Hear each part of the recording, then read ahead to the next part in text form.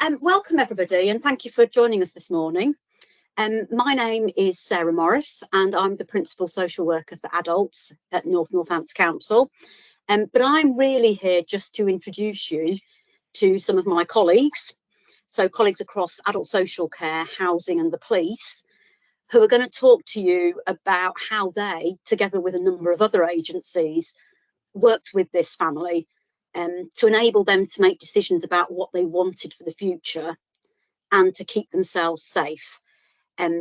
So I'm going to share the presentation, but first of all, I'm going to ask the presenters to introduce themselves. So I think Ellen and Tash are sitting in an office together somewhere. Are you there? We are. We're here. So I'm Tasha. I am a social work apprentice with East Northants Community Hub. And I'm Ellen. I'm a social worker with the Community Wellingborough Hub. Lovely. And I think we've also got Julie here. Yep, that's me. Hello everyone. My name's Julie McCafferty. I'm a team leader in the Housing Options team at North Northamptonshire Council. Lovely. Thank you. And Jackie? Yeah, Jackie Howes, work for the Safeguarding Vulnerable Adults team for Northamptonshire Police. Excellent. Thank you all very much. Okay, so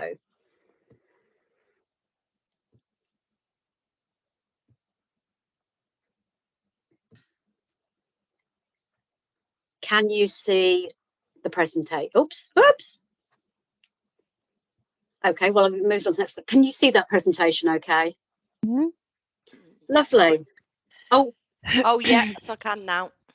Okay, I'm sorry, I've skipped on to the second slide already. Apologies for that. It's my lack of being able to use the technology.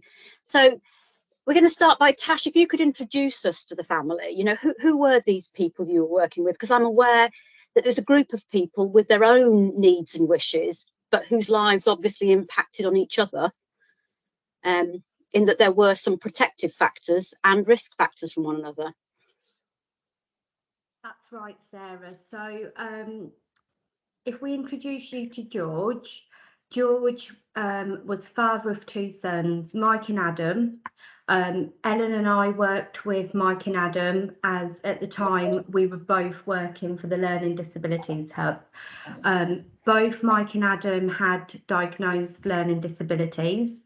The family lived in a property, it was housing association. Their mum, George's partner, had passed away a few years ago, and this had been a real time of change for the family. We became aware that Mike's partner, Sonia, moved in with her family, and there were some concerns about the different events going on within the property, whether or not it was an element of coercion and control from Sonia. She'd almost taken on the mum's role, and there was also concerns around the living conditions, non-engagement with services, and we kind of became aware of the family again via the community team for people with learning disabilities who put the safeguarding referral in. Thank you. And so you were working with, is it Adam? Yeah, so I was allocated to be Adam's worker. Mm-hmm. Ellen was previously the allocated worker for both for a very short period of time when it became apparent that it needed to be co-worked, and there was a bit of unpicking that needed to go on as well. Lovely, thank you. So sorry, one of the things in missing the first slide, just to be clear, we have anonymised this family, so these are not their real names, just to be clear. Thank you. So Ellen, you're going to talk us through your sort of the chronology of your involvement with them and what you learned about them, because I'm very aware that there were things that you only became aware of over time, weren't there? So I think the first referral came in December 2020. They came through as a safeguarding concern, initially around relationship dynamics, specifically between Mike and his girlfriend Sonia, and the impact that perhaps she and her parents were having on the three gentlemen within their home. There was also concerns raised for the home environment itself, just sort of in terms of damage, repairs, and just sort of not very well kept. There was also concerns initially for risks that Mike may present to others in the community due to sort of inappropriate use of social media and messaging young females. So the initial plan was for us to work jointly with CTPLD, as they were the initial service that were involved with the family. So we started with information gathering, and then we established that due to the level of risk to the family and to members of the public, we triggered an ARM meeting. And so the risks at that time were risks to members of the public from sort of the risks from Mike and his engagement with young females in the community, and then risk to family was also risks from that behaviour. So they were quite well known and they didn't get on with people in the community. And then in addition to that, there was risks within the household between relationship dynamics between all of them. So concerns around sort of verbal and physical abuse that was ongoing. So at that time of the ARM, we were actively working with CTPLD, the police and psychiatry. And from that ARM, we really sort of identified that this family had sort of been managing on their own for a long period of time. CTPLD had tried to do some direct work with them, but due to engagement difficulties, it didn't really progress very far and the risks were increasing. So from that, really, we identified that both Mike and Adam needed support in their own right, which is why Tash was then introduced, so that Adam could have his own worker and I could work specifically with Mike. And basically the outcome from the ARM was that to try and monitor and mitigate risks for them both to receive a Care Act assessment and explore support planning, because whilst there was identification of risks, we did recognise that they had support needs in their own right, and perhaps some of these risks were around them not being able to do things independently, so they weren't necessarily aware of how to maintain the home and sort of needed support to develop those skills and sort of build sort of skills around relationship management. Sorry, Ellen, may I just ask, just in case some people aren't aware, could you just explain CTPLD and ARM, please? Yes, sorry. So CTPLD is the community team for people with learning disabilities. So they are part of health, and they specifically support people with learning disabilities with various things, really, don't they? So it could be like medical things or counselling, support with appointments. Life skills, managing, they run different groups, don't they, for kind of managing relationships and learning how to keep yourself safe. Yeah, and then the ARM is adult risk management, which is a framework to support people that have capacity, but there are a number of significant risks to either themselves or members of the public. Part of that criteria can be where individuals aren't engaging with support that's offered to them, which is therefore maintaining the level of risk. So I'll just highlight that CTPLD had worked with the family for a significant period of time and had offered various support with bereavement, counselling, I can't remember. Parenting support. They supported mum when the boys were both younger, because I think mum also had a learning disability. So because all of that support had been offered and it wasn't really successful, the risks were increasing, which is why we then decided to go ahead with the ARM. And I think it's just important for us to raise that at that moment in time we didn't have concerns about their capacity, which is why we went with that framework. Thank you. Oh, sorry. So yeah, Tash and I basically then just started with Care Act assessment for each of them, and did some support planning. So that was actually quite a successful approach. And family were engaging well in that time, I would say. And because of that, the risk was reduced. And so we sort of concluded the arm at that point. Because we'd done the Care Act assessment, we'd identified a plan for support, and the plan for that was going to be care agency hours to help with accessing the community, to help with building life skills in the home, support with sort of organisation and managing appointments. So that was really successful. However, it was at the point where we were trying to do assessments with the care agencies, wasn't it? Where engagement started to dip again. Themselves on mute, please. The patient that collapsed yesterday. Oh, yeah. I've done it. Excuse me, can people put themselves on mute, please, if they're not talking? Thank you.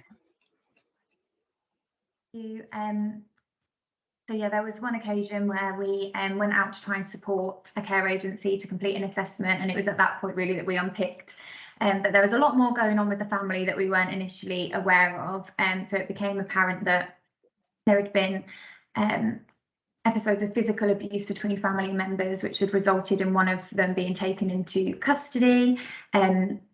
And we also then established that the family were very close to being evicted from their home due to rent arrears and antisocial behaviour.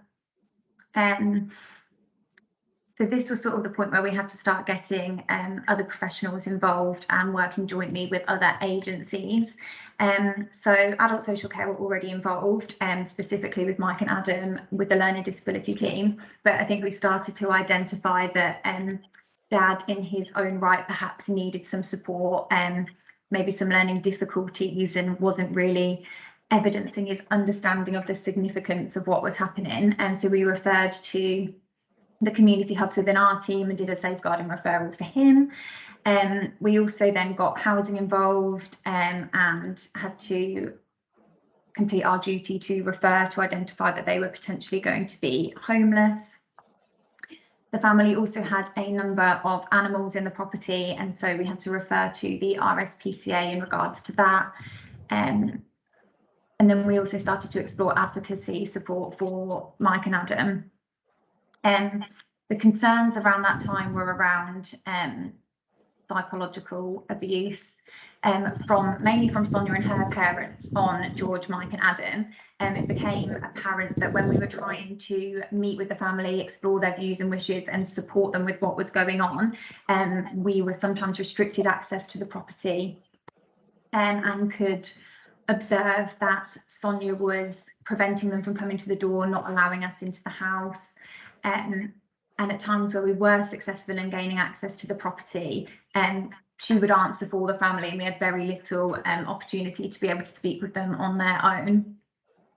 At times, George and mainly Adam would occasionally say things that would raise alarm bells for us. So they might say that Sonia had got angry at something that they'd done and had hit them, or was telling them that they weren't allowed to seek help.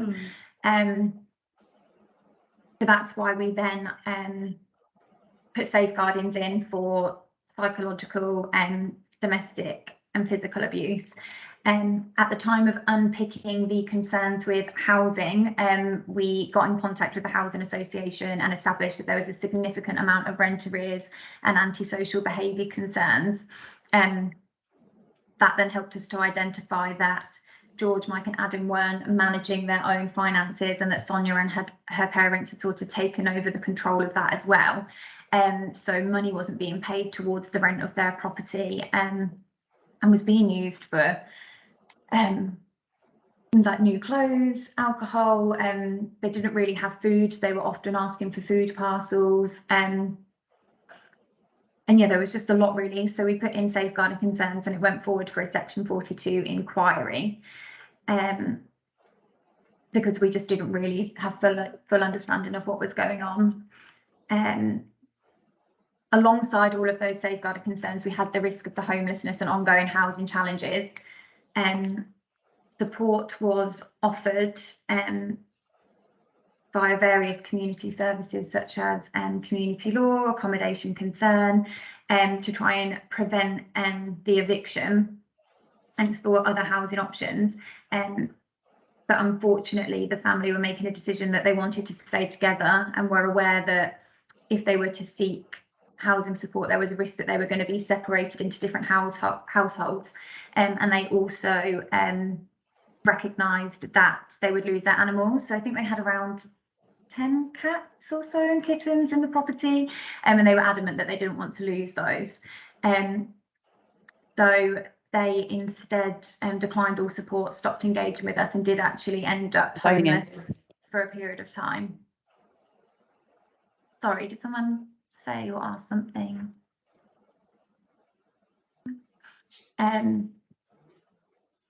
Yeah, I don't know if Julie, at this point, you want to just sort of highlight sort of how you got involved and sort of your perspective from a housing situation.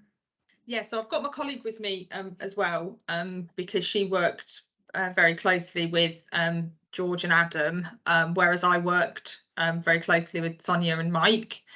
So I think we Julie to come as well so that she can kind of give her perspective on that. I think we became involved because we were asked to attend a multidisciplinary team meeting, which you attended initially, and I think there was a bit of a failing by the housing association, if I remember correctly, that they hadn't told us that there was this threat of eviction. So at the point that housing became involved, we were almost at the point of homelessness.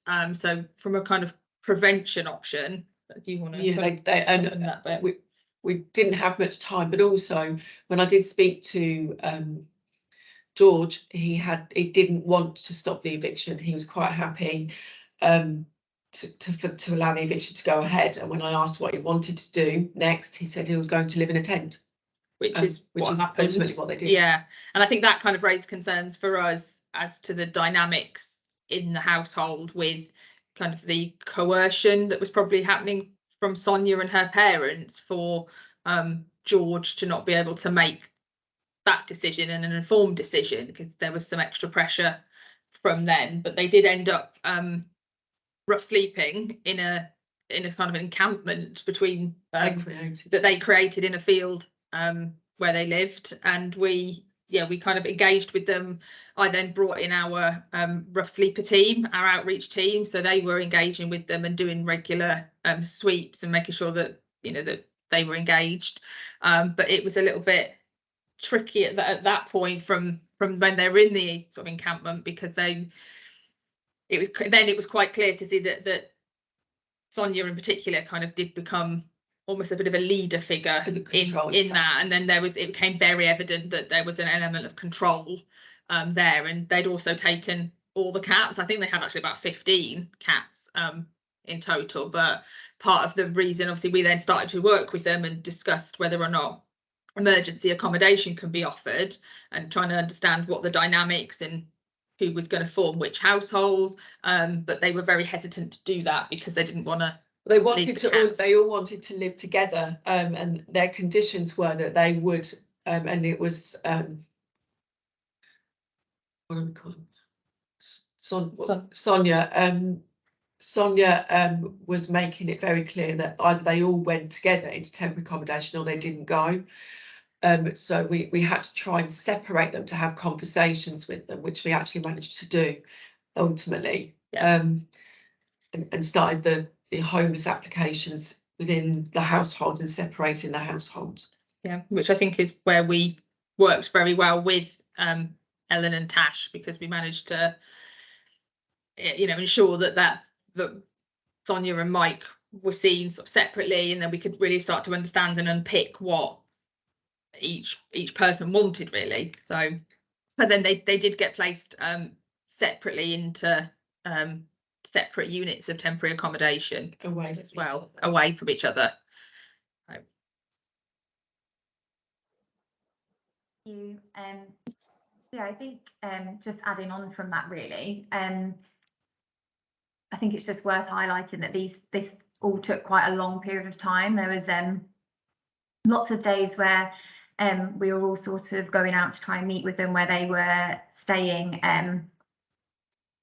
where they were homeless. sort of just trying to sort of pull them away from each family member, just have private conversations. And it was actually, I think one day it was George and Adam had sort of built quite a trusting relationship, I think, with, it might have been the Rough Sleeping team, or it might have been one of yourselves actually, and they actually disclosed that they felt that they couldn't express themselves and their own views, and that they didn't want to be homeless, and that they wanted to seek help but didn't know how to do it, as they were fearful of Sonia and her parents and any sort of repercussions from that. Mike was quite invested in his relationship with Sonia, and they were also worried about sort of leaving him, because they knew that if they went and sought help themselves, they'd be leaving their son and brother, and it had always been the three of them since their mum had passed away.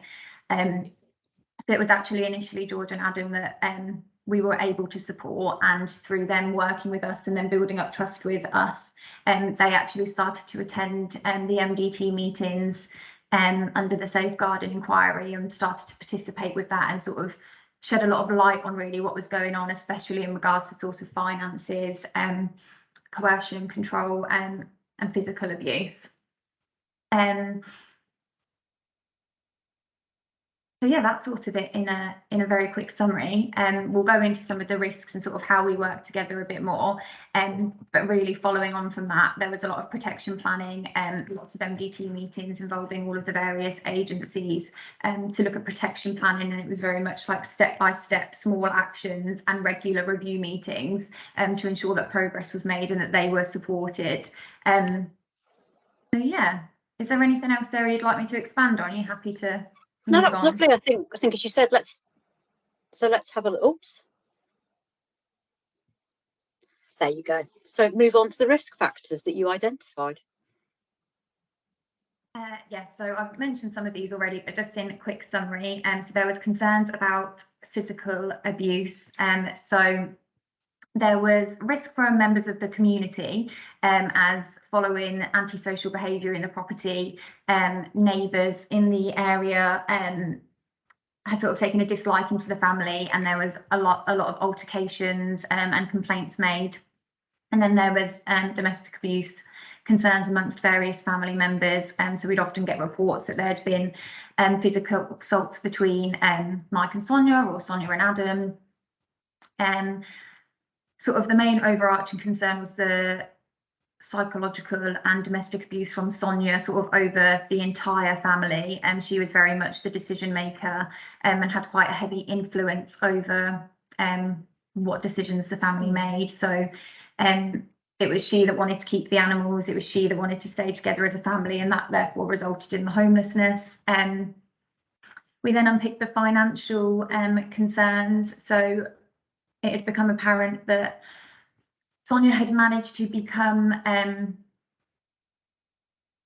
don't know, she was sort of receiving everybody's benefits, or she'd taken their bank cards. So she wasn't a formal appointee, but she'd managed to sort of take their bank cards, which prevented them from taking out their own money and making payments. She'd also put herself in place as Adam's benefit appointee. He didn't have his own bank account at all. And she was actually claiming his universal credit as his appointee, and it was going directly to her, I believe. Yeah. I think at this point, we flagged that there was concerns around capacity for Mike and Adam in respect of managing their finances. And so we did proceed with mental capacity assessments and best interest decision making. So following on from that, we had to get in contact with Mike's financial appointee service, because whilst they were in place, they weren't aware of the safeguarding concerns, and emails were being sent from Mike's email, but it wasn't actually him, it was Sonia and other people trying to withdraw his money. And so at that point we did involve the financial appointee service to be part of the safeguarding and the MDT meetings so that his money could be safeguarded. And Tash worked with Adam to remove Sonia as his appointee and look at other options for him. And I think part of that was, in order to sort of mitigate the risk quickly, we put George in place as financial appointee, and then the longer term plan was to apply for a appointee agency to support him in the long term. And then there was also the concerns around neglect and also self-neglect, as mentioned earlier. Both Mike and Adam didn't necessarily have all of the life skills to be able to meet their own needs. We've sort of put in there Maslow, which is reference to Maslow's hierarchy of needs. So as a family, this theory sort of explains that because their most basic needs weren't being met, they couldn't then strive and aim for other outcomes in their life. So it was very much survival mode for all of them. And then there was concerns that George perhaps wasn't prioritising the needs of his sons and was sort of caught up in the relationship and the support that he was getting from Sonia and her parents. And we sort of felt that perhaps that was a replacement of his wife that he'd lost maybe a few years before.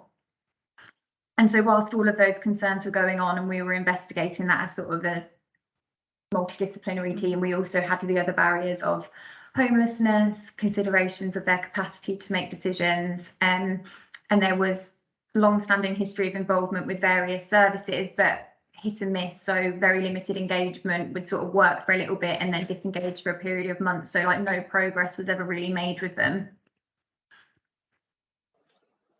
Thank you. And can I ask, Jackie, you know, from a police's perspective, what were the risks that the police were particularly concerned about? Because obviously I'm very aware that as different agencies, we might have slightly different perspectives.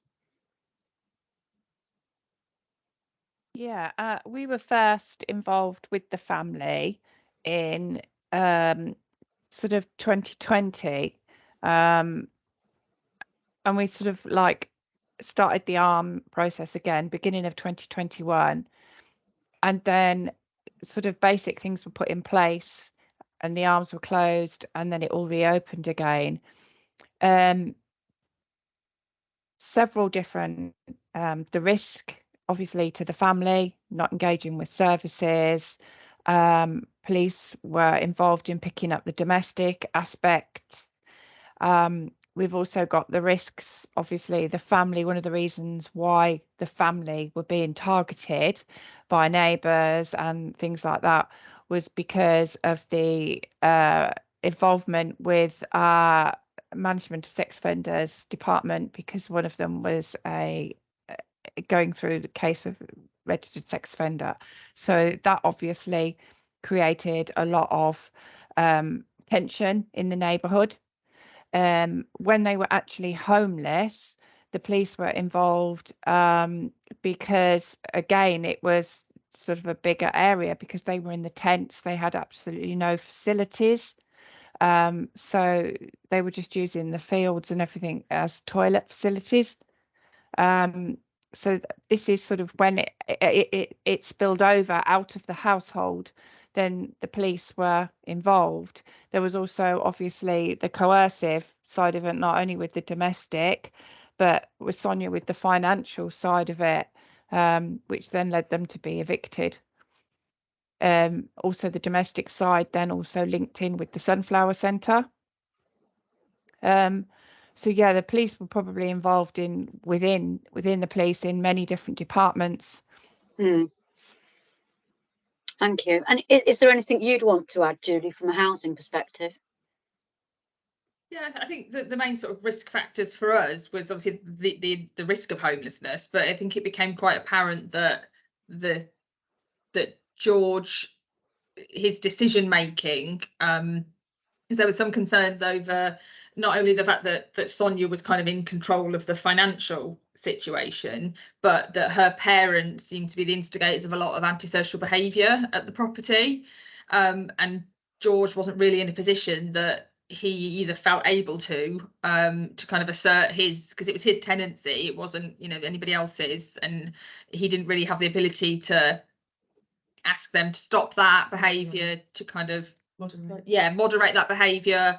So there was kind of, from a homelessness point of view, there was kind of two elements. There was the arrears because of the financial control, but also the antisocial behaviour because of the, you know, George's inability or unwillingness. And we weren't quite sure whether or not, because I think there was a concern that it was picked up on earlier, that George sometimes didn't want to say things for risk of further things come back. And I think that the fact that Adam would actually, was a target. If something was disclosed, Sonia would target Adam as almost like use him as a frustration to take it out on him. So I think George was trying to protect Adam on occasion. Yeah, and then obviously when they did become homeless, there was, you know, they were the kind of risks of anybody sleeping rough, and you know, like Jackie said, they were kind of using this field as a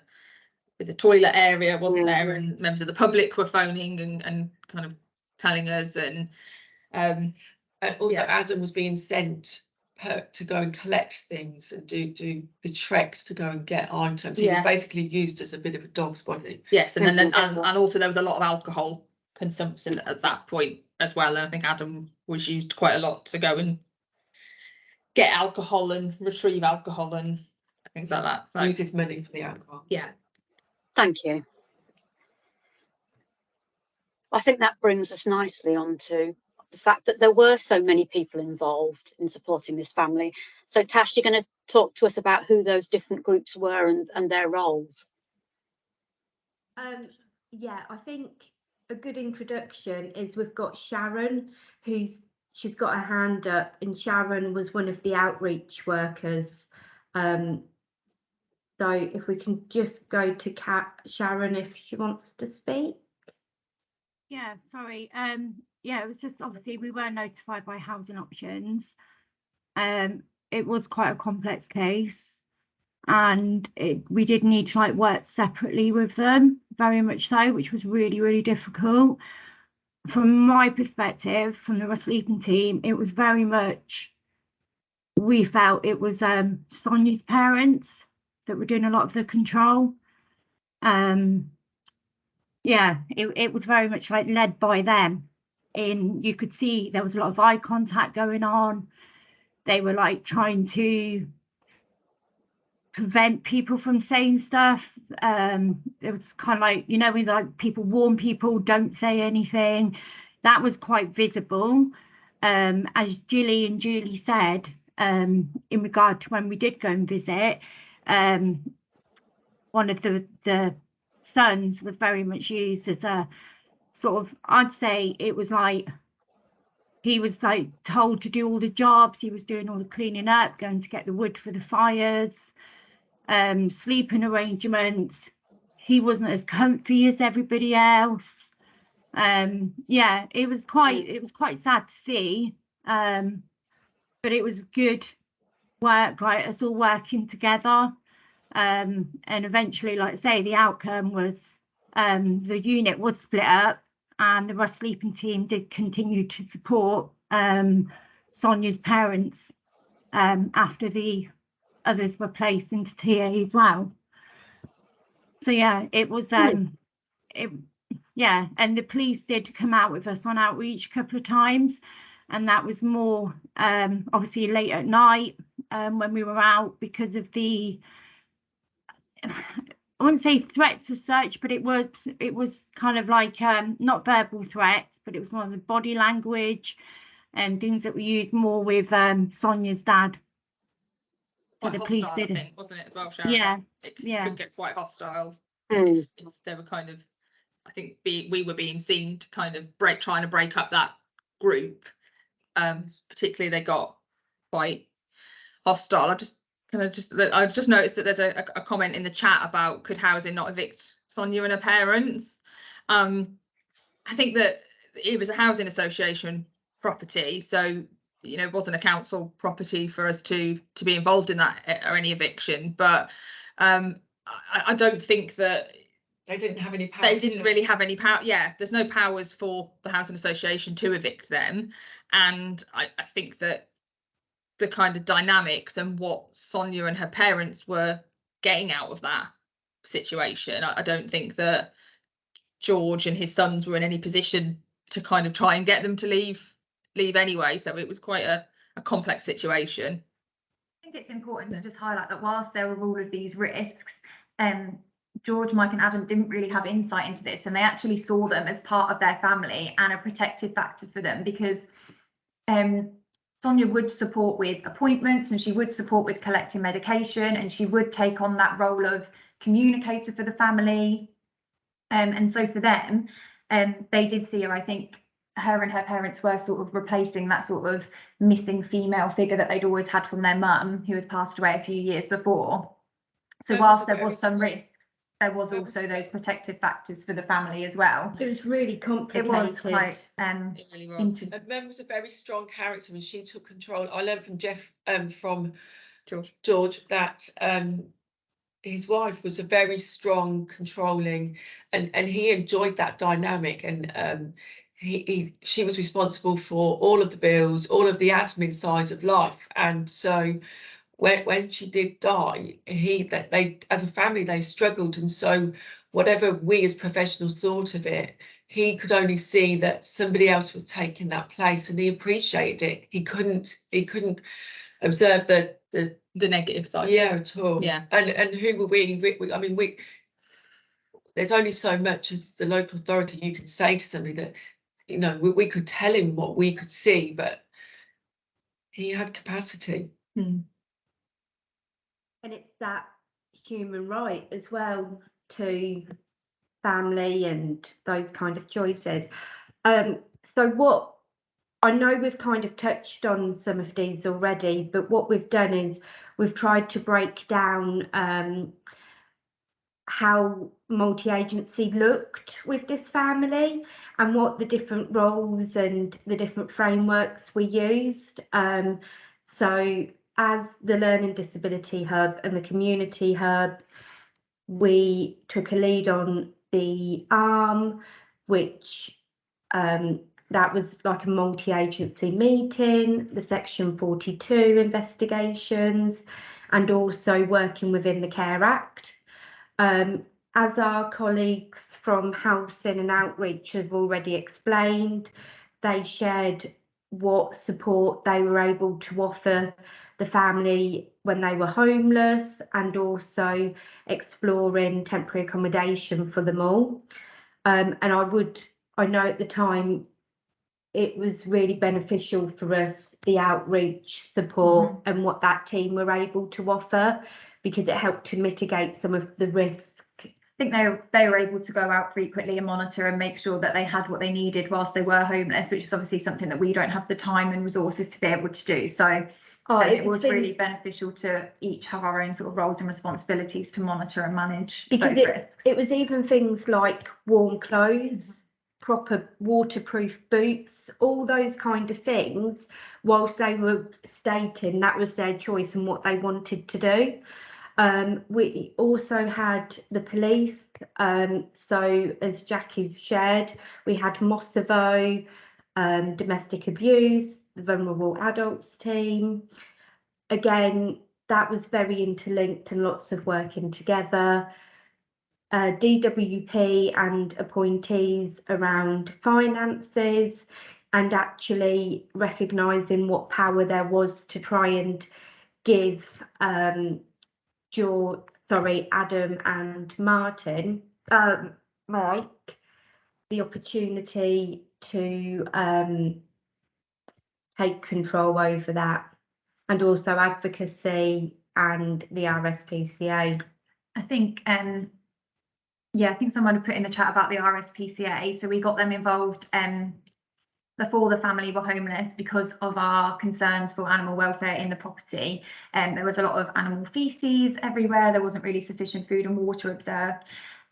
So the RSPCA had got involved. It was explained that they couldn't just remove the animals from the home without the family's consent. In the first instance, they like to try and work with the family and support them to improve their care for the animals.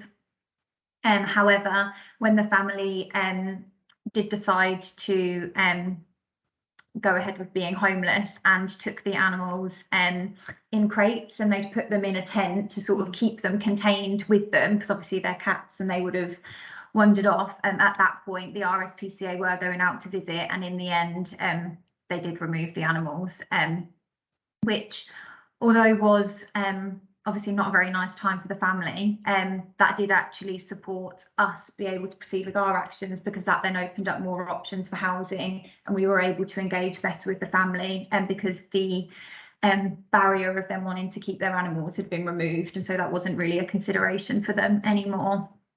I'll just go back as well that whilst we've sort of highlighted Sonia as quite a high source of risk, as we got to know her, it did become apparent that she did have her own support needs.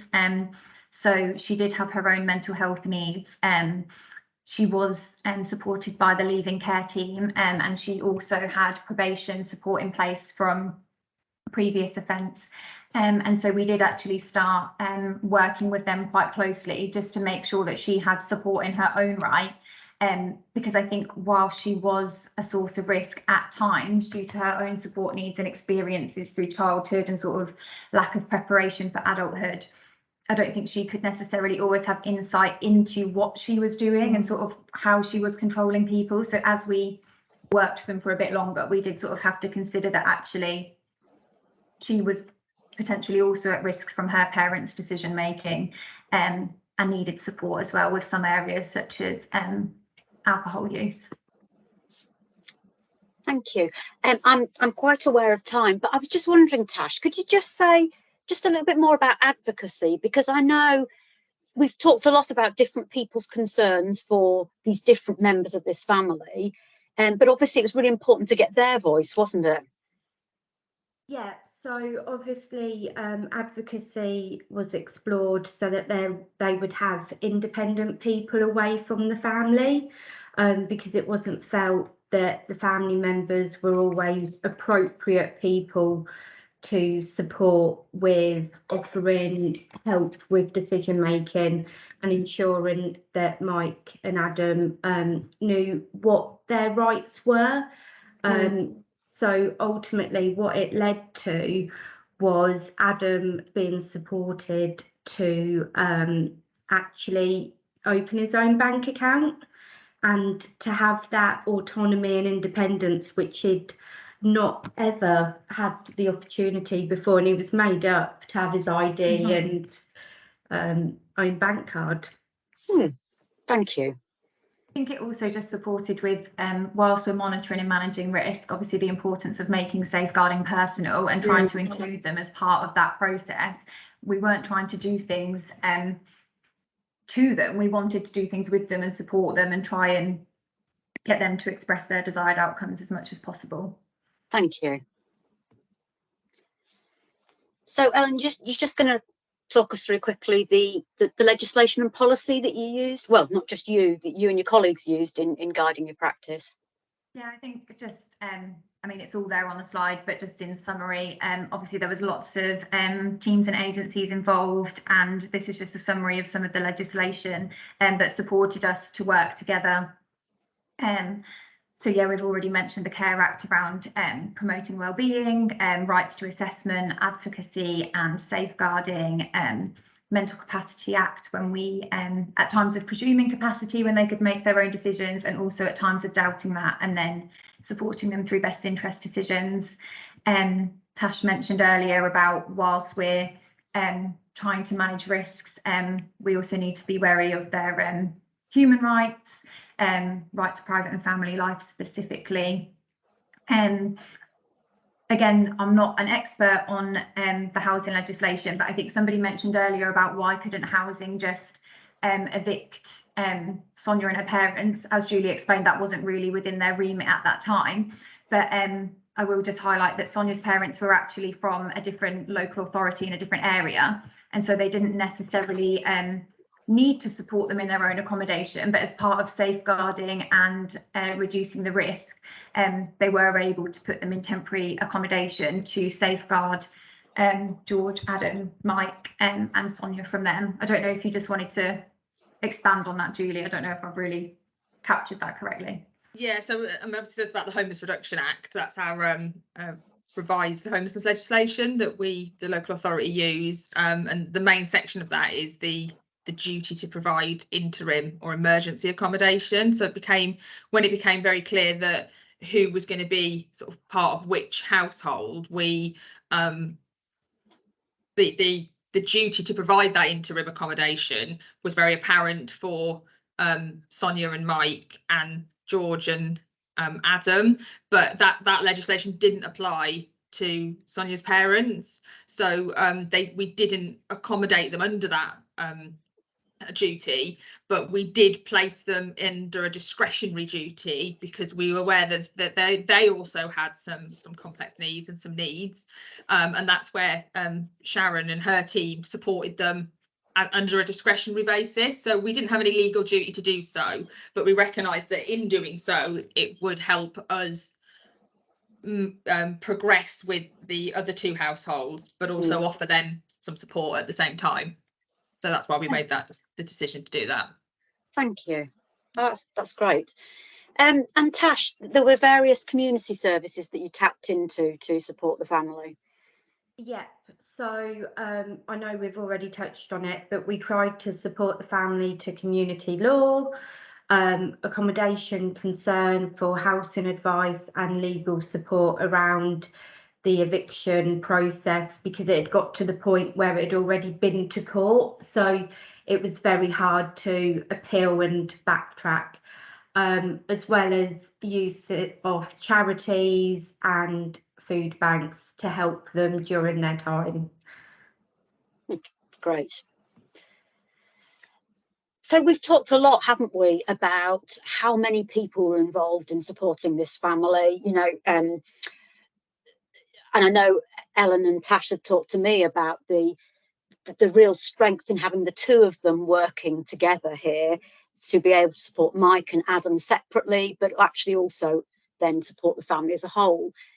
So Tash is going to tell us a bit more about the strengths of everybody working together so closely. I think throughout we've kind of shared different strengths, which we found from the perspective of housing, working with the police. Basically, by working together, we felt that we helped to achieve person-centred planning, and we were able to support them to have individual tenancies. That was through housing to promote their independence. They were supported with management of tenancies. Although there was a lot of risk, to an extent, we were able to step down from the formal frameworks and look at progression and different outcomes. We were able to support their basic needs now being met. There was a big change from when they were living, when they were homeless, to then having their own properties and the self-worth that came with that. They all took a lot of pride within their properties when they were there. And also, as I've shared, Adam was supported to have his own bank account, his own money, his own independence with that. And there was also work with George and Mike around that as well.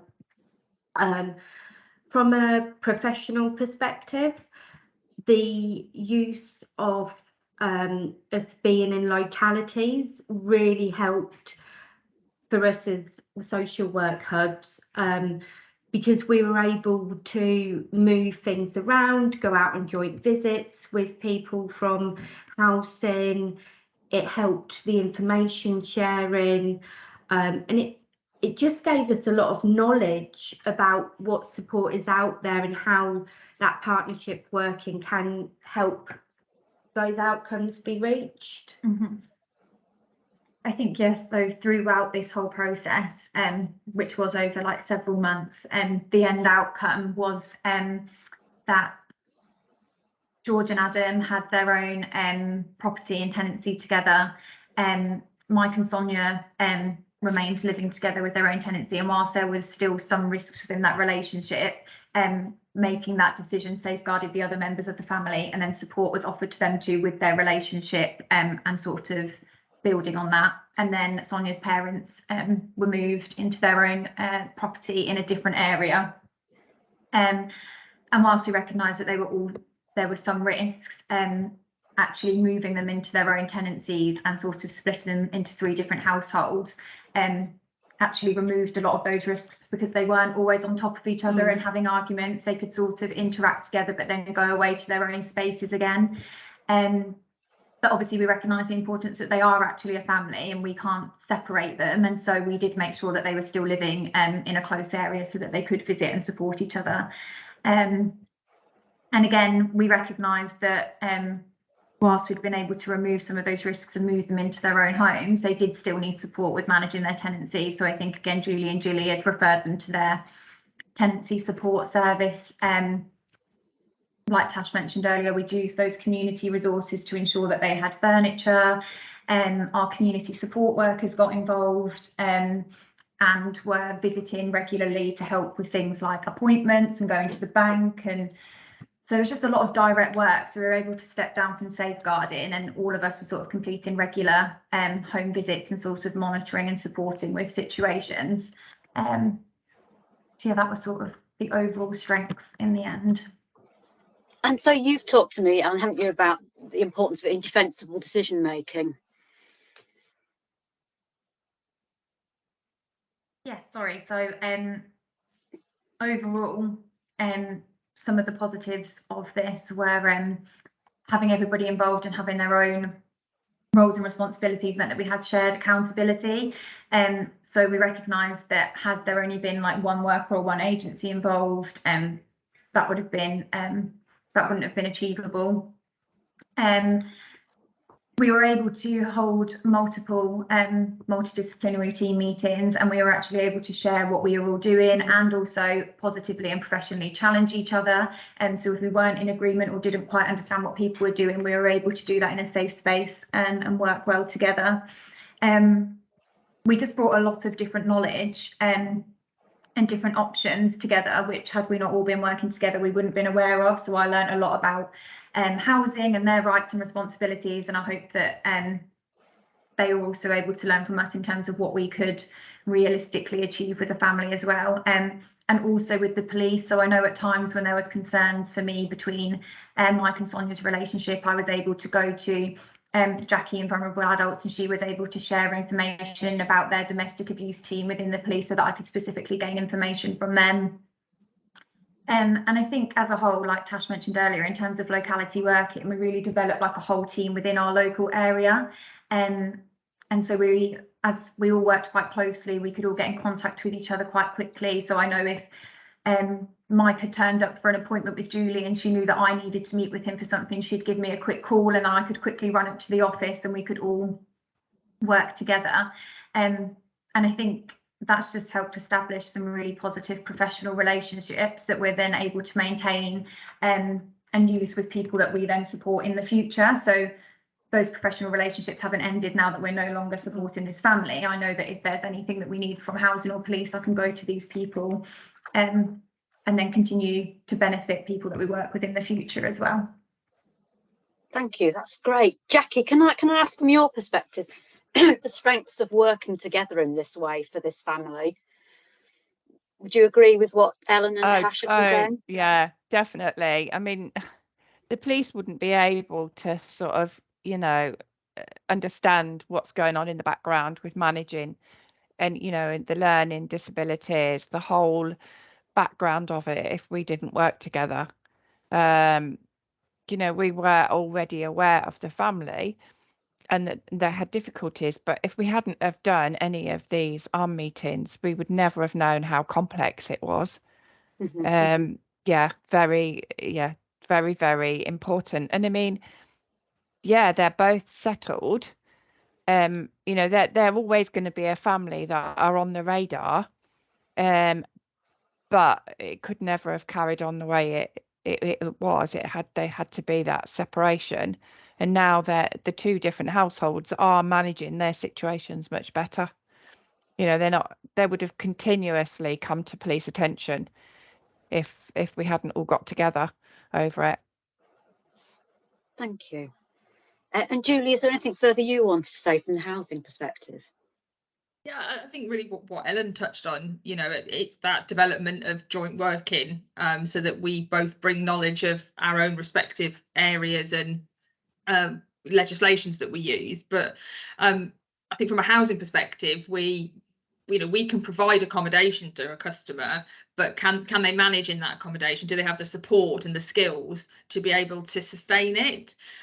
Because there was homelessness, but there was all these other complex issues for all the households that all accumulated to mean that probably any future tenancy that's offered may not be successful. So the ability to kind of link in with Tash and Ellen to be able to support somebody to give them the best possible outcome was really good, and I think we worked really well together on this, and I'm really proud of the work that we did do together. Actually, it was to get a good resolution for them.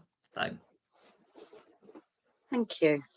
So I think having spoken with all of you over the last few weeks, I mean, the final takeaway for me is that this piece of work shows the huge positives of working together. So for each of those individuals, in terms of supporting them individually to make their own decisions and to keep themselves safe, as a family in terms of how they maintain those relationships, but also in terms of yourselves. You know, you've all talked with me about the real positives of having that support from other agencies, other colleagues, to support in sort of decision making, in gathering the information about what was known about these people and then supporting them. So I thank you. It shows a really positive bit of work, and that's great. So thank you all for coming today. Does anybody have any questions for any of us?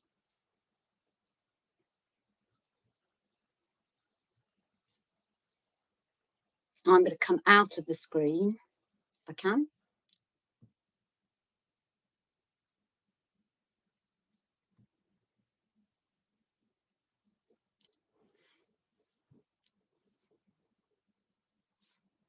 No?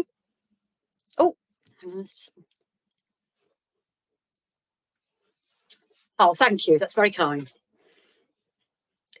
Well, if nobody has any questions, then thank you all very much for your time and enjoy the rest of your Friday. Thank you. Thank you very much. Thank you. Thank you. thank you. Very much. Thank you. Thank you. Thank you.